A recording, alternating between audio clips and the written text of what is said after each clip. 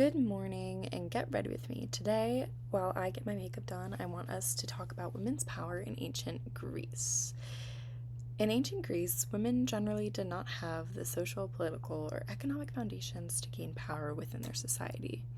Women weren't considered citizens like men and were expected to lead highly domestic lives, essentially secluded from general society, which limited their visibility. Ironically, for higher class women, part of their limited visibility also comes from their veiling practices rooted in modesty. As I consider the conditions which determine women's visibility, I think about these types of visual aesthetics and how those aesthetics might have shaped how women are perceived.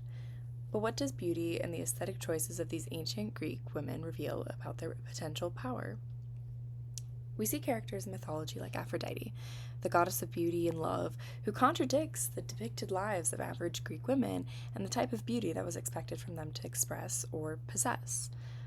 Looking outside of average Greek women, however, we see beautiful hetaira who would not veil. These women were highly educated, high status, they controlled their own finances, and they were allowed into symposiums to interact with Greek men. Arguably, they could attain certain levels of status and power amongst these figures, despite their differences in aesthetic. I argue beauty and aesthetic choices, or presentations, are so associated with women's potential power not because beauty is an access point to power, but rather, less stereotypically, because certain women gain and maintain power, they change the perceptions of beauty itself. Today, I want us to look at and compare some statues from the late classical to the Hellenistic period, writings from ancient Greeks like Homer, and scholars to give a better understanding of how beauty, ancient Greek women, and mythologized women are interacting with power. How did the ancient Greeks define beauty? To understand how the Greeks thought about beauty, I want us to look at two etymologically linked words, kalos and kalos, different spelling, which can both represent beauty in different contexts. Kalos, the adjective, is used to describe the qualities of an individual. The word spans a wide range of positive attributes, including good, noble, and of course, beautiful. This word tends to lean closer to the moral righteousness of an individual, often an indicator for higher status. Beauty, in this sense, is not necessarily solely considering the physical appearance of an individual, but rather this inward virtue, which signals for beauty. Kalos, on the other hand, refers to physical beauty, but most importantly to the erotic attraction from one individual onto another. This noun form of the word makes beauty more closely related to something that can be possessed. A person is able to have beauty in a physical sense, more than be altered by it, like the adjective form would suggest. Interestingly, the individuals who may be defined by their beauty are generally based in gender and social hierarchy. According to David Constant, kalos in this period was typically ascribed not only to attractive women, but also to male youths, because erotic passion was conceived of as asymmetrical, a desire on the part of an adult man for a woman or boy, but not the reverse. In this way, beauty and power are conflated within a sexual context. Ironically, despite stereotypes of women as seductresses, women have the least power in sexual interactions, even in the assessment of their own beauty. Those who have the most power, men, place onto others their assessments and perceptions of beauty, while in this scenario, men potentially can take the dominating stance with sexual attraction. The Greeks are viewing physical beauty not as a way to gain power, but rather a result of the power previously established in gendered and social relationships. With the differentiation between kalos and kalos, the Greeks form a paradoxical conflation and separation between physical beauty and all-encompassing virtuous beauty, but for women, this paradox is much more salient. For women, attaining virtue and by extension beauty through domestic tasks was their highest social expectation, and the veil, as previously mentioned, was a symbol for that. According to Lloyd Llewellyn-Jones, many terms related to veiling and domesticity were also etymologically linked. The most common word for roof in ancient Greece was tegos. It was the root of the diminutive tegidion, little roof, a word that is oddly defined by the lexicographer Hesychios as a manner of adorning the heads of women. So what was this visual effect of veiling? We know how these women may have looked like based on archaeological evidence of choroplasts, terracotta figures from between the 4th and 1st century BCE, which depict the Tigedion, a face veil with eye holes cut into a singular rectangular cloth. This terracotta statue from Maprina, from 250 to 230 BCE, depicts what a modestly veiled woman in the Hellenistic period may have looked like. The top veil is slightly being removed, but we see the figure is absolutely draped by fabric, which makes her silhouette completely unknown. Despite the power limitations for these particular women, veiling potentially enabled women to leave their homes and engage within society. Paradoxically, because their faces and bodies are visually removed, these women exhibited kalos and retained, at the very least, their social status outside of their physical home. The Greeks moralized beauty, creating a value system between their aesthetic and social class. Unlike Hetaira, women who veiled would not likely be associated with kalos, rather they would be associated with kalos, which more closely calls on their virtue and nobility. By framing women's veiling as a representation or expression of nobility and social class status, their beauty is once again derived from the Greeks' pre-existing notions of power and status. Turning from the established standard for beauty, I want us to look at mythologized women and compare their aesthetics, which tend to lean towards nudity and sensuality, yet still allow women to gain power. Phryne of Thespiae, an infamous hetaira, most well known for her alleged scenes of public nudity during the 4th and 3rd century BCE, has been associated with and sourced as the inspiration for the first nude Aphrodite made by the sculptor Praxiteles, the Aphrodite of Knidos. Very different from the statue we just saw before, but they're only made around 100 years apart. Unfortunately, almost every story behind Phryne must be taken with a grain of salt, because they've been written and altered by mostly male sources.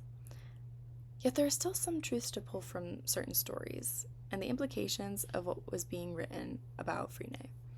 We do know that there were sculptures made by Praxiteles, commissioned by Phryne, as shown by the dedications on the bases of these statues in Delphi and Thespiae. While she could have been a later inspiration for Praxiteles' depiction of Aphrodite, the most significant part of these few facts is that Phryne had the wealth and connections to have a working relationship with the artist and to have these statues commissioned. As Laura McClure notes, if a hetaira named Phryne really did set up Praxiteles' statue of Eros, let alone an entire triad, as a votive offering at Thespiae, the benefaction indicates that she would have been in command of the kind of economic means only available to the wealthiest Athenian men. Additionally, Phryne would likely have had access to material resources, religious and economic agency, and political clout to have these statues placed in public and religious spaces. So regardless of her infamous stories, Phryne was devoting money and work into very public spaces, which had little to do with domesticity. As a hetaira, Phryne had liberties in society that other women did not, giving her relatively more power despite rejecting the standard veiling aesthetic.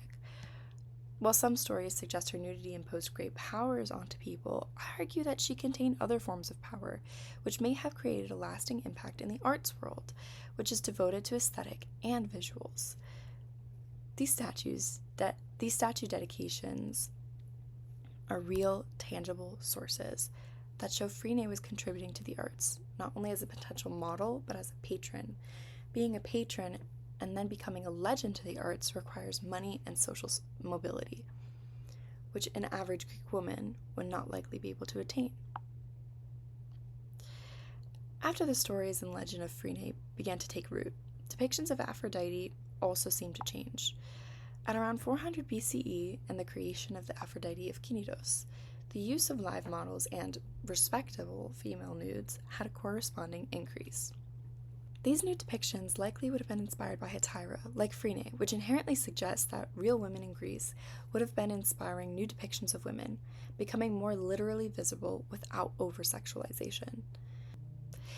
The conflation between Phryne and Aphrodite then also becomes a source for questioning the conflation of a mortal individual's appearance to a figure of great power.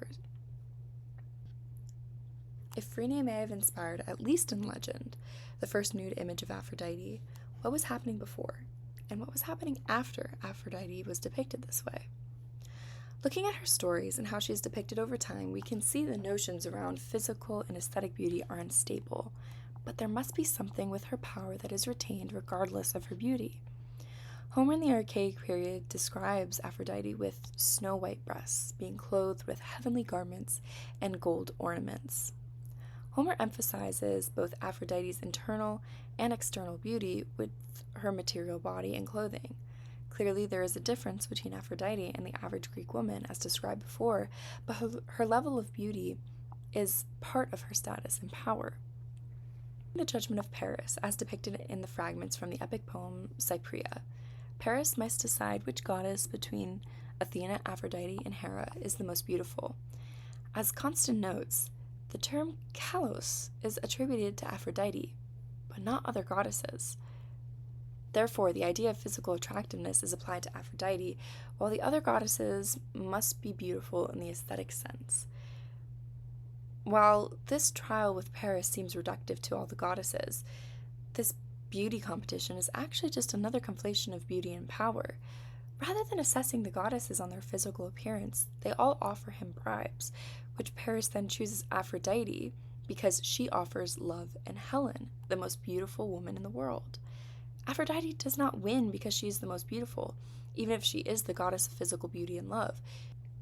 She wins because of her bribe, which could only be brought about from her pre-existing power and control over her domain, which happens to be beauty and love.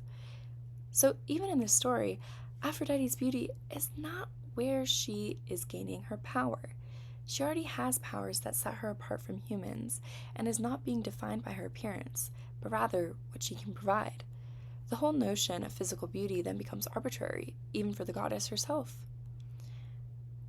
So what does this all amount to?